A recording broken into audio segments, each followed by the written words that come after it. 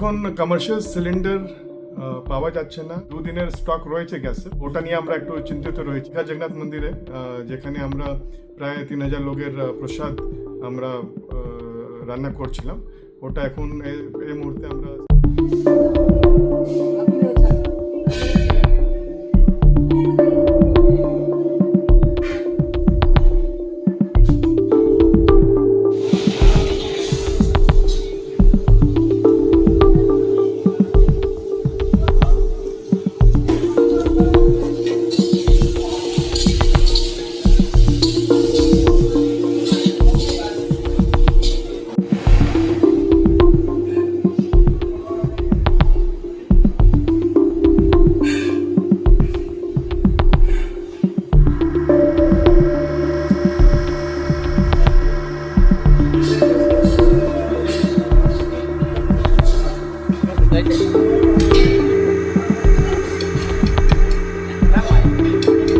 এখন commercial cylinder পাওয়া যাচ্ছে না।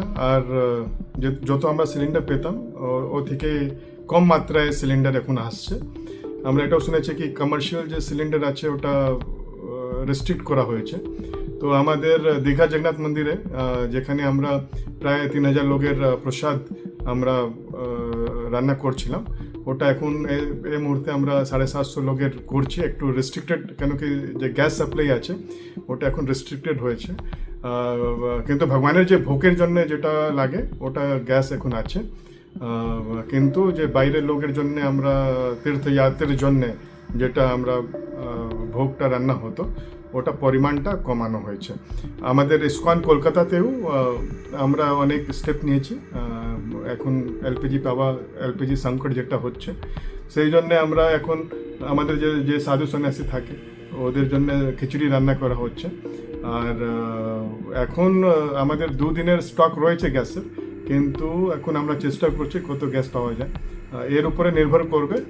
আর যদি আর কিছু কমাতে হবে তাহলে কমাতে হবে, কিন্তু মেন আমাদের আছে ভগবানের যেটা ভোগ রান্না করা হয় ওটা সুচারুরূপে চললে বাকি সব যেটা আমাদের অ্যাক্টিভিটিস আছে। আমাদের ইসকন ফাউন্ডার আছে সেটা প্রভুপাদ, উনি আমাদেরকে ইনস্ট্রাকশন দিয়েছিলেন এই যত ইসকন মন্দির হবে ওর 10 কিলোমিটার পরিধিতে কেউ খালি পেট না ঘুমায়। সেই জন্য আমরা রোজ বিকালবেলা প্রসাদ বিতরণ করি আমাদের সব ইসকন মন্দিরে। তো ওটা নিয়ে আমরা একটু চিন্তিত রয়েছি, যদি গ্যাস সাপ্লাই না আসলে ওটা বাধিত হতে পারে। কিন্তু আমরা চেষ্টা করছি কি সব কিছু নর্মাল ওয়েতে যদি চলে তাহলে যত পর্যন্ত চলবে আমরা চালাবো। আমরা এটাই প্রার্থনা করি কি এই যে যুদ্ধটা হচ্ছে এটা তাড়াতাড়ি শেষ হয়ে যায় আর এলপিজি সাপ্লাই এটা নর্মাল হয়ে যায়। সাবস্ক্রাইব করুন রিপোর্টার সুকৃতি প্রোডাকশন, ক্লিক করুন অ্যাপের বেল আইকনে।